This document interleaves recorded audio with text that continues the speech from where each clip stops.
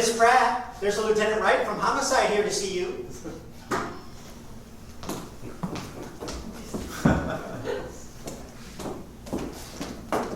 Send him in, Lucy.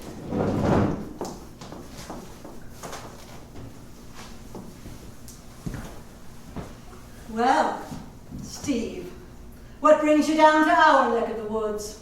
Murder, Miss Pratt. Pity. I was hoping you were going to take me to dinner.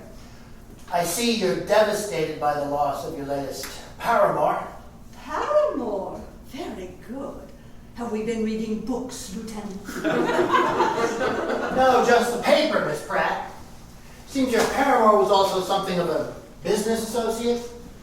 Ed Henderson told several people that you had blackmailed him into diverting those funds from the city elementary school's hot lunch program into your library's acquisition department. But a funny thing happened, Miss Pratt. He was crossing the street in front of his office the other day, and somebody harpooned him. Yes, I read about that. Dreadful, really, harpooning a man in broad daylight. Oh, and on Lincoln's birthday. Your grief is moving.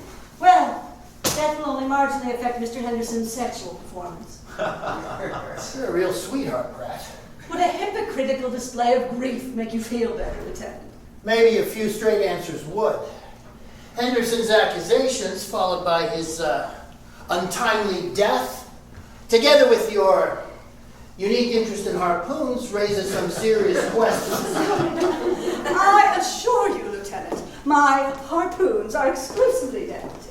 But you are licensed to operate a real harpoon, aren't you? Yes, I flirted with whaling in college. Fell in love with Moby Dick and got a little carried away. I experimented with a lot of things when I was in college. I'll bet you did. But surely Homicide Star Detective didn't come all the way down to the library to discuss my collegiate hygiene. No, I didn't. I'll get straight to the point. Did you threaten to expose your affair to Ed Henderson's wife if he didn't divert those funds into your acquisition department? I like your directness, Lieutenant.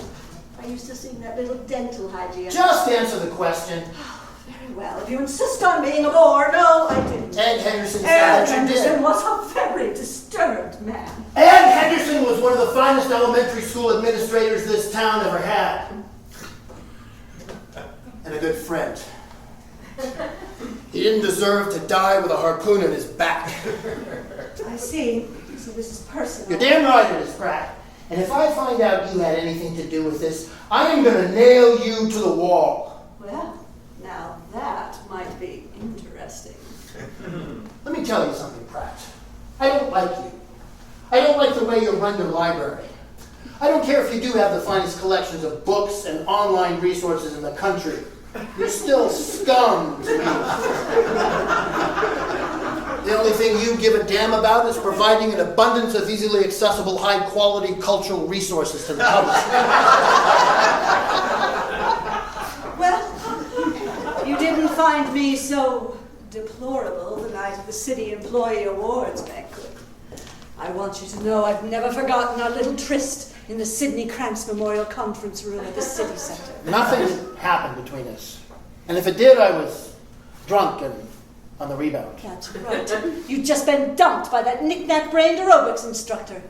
You told me you were looking for a woman with intellectual curves. I was. And I thought I'd found her. But I soon saw that your intellectual curves led you down a blind alley of moral ambivalence. You're the one who's blinded Steve with your petty, dualistic sense of morality. It's a pity, really. Someone with your potential clinging so timidly to mediocrity. If mediocrity is a crime, then I'm guilty as charged.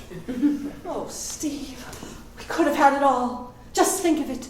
2 city employees of the month, sharing a dazzling world of love and accomplishment. I know all about your accomplishments and what you've done to achieve them. I know about your excusing the overdue fines of organized crime figures in exchange for the donations of rare books. I know about your habit of incorporating books mistakenly returned from other libraries. I know about how you routinely double fine forgetful senior citizens. I know about the murder, the fraud, and the extortion that's built this library. I get solid evidence. I am going to hang you out to dry.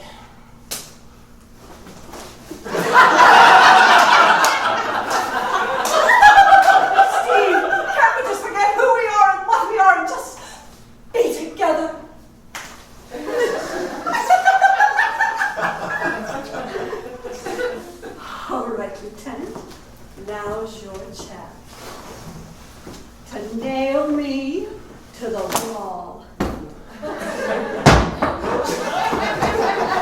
Stand back, Steve.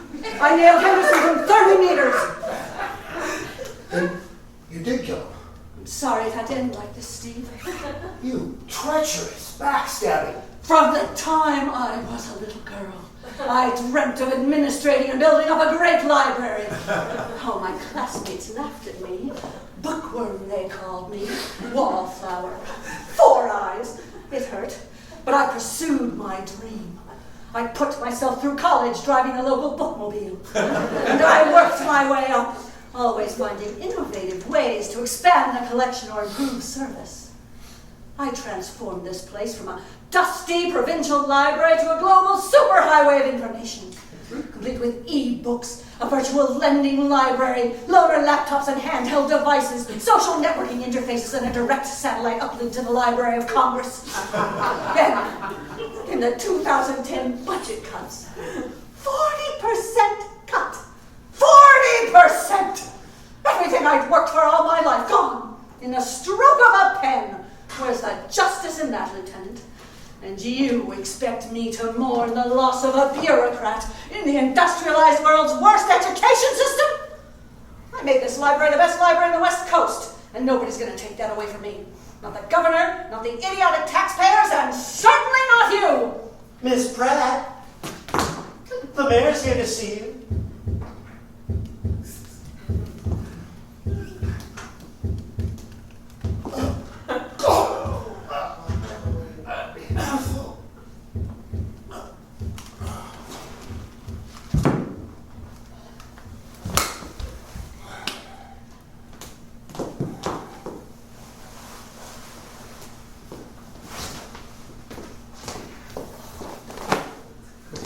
Miss Pratt, the mayor's here to discuss the library funding initiative. Send him in, Lucy. Send him in.